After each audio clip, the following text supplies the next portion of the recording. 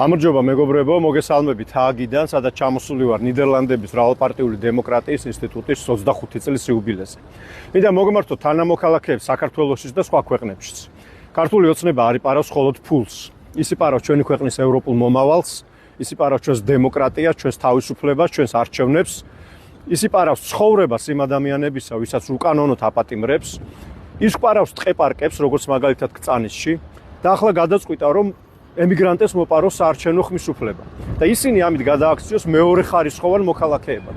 ქართულ ოცნებას სურს, რომ მათ ფული ჩამორიცხონ ქვეყანაში, რათა მეტი მოიპაროს, მაგრამ არ უნდა რომ ემიგრანტებმა მიიღონ მონაწილეობა იმის გადაწყვეტაში, თუ როგორ და რაში უნდა დაიხარჯოს ეს ფული. რა არის აქედან გამოსავალი? აქედან გამოსავალი არის ერთადერთი და ეს არ არის არც სახლში ჯდომა, არც დუმილი და არც შორიდან სხვების კრიტიკა. გამოსავალი არის ბრძოლა. ამ ბრძოლის ერთი მნიშვნელოვანი ნაწილია ჩვენი ხალხმრავალი დემონსტრაციები და შეკრებები. ამიტომ მინდა ყველას მოგიწოდოთ 28-ში 7 საათზე თბილისის სახელმწიფო უნივერსიტეტთან. ძალიან ბევრი შევიკრიბოთ. ვაჩვენოთ ყველას, მათ შორის ქართულ ოცნებას, თუ რამდენი ვართ და დაგთვალო.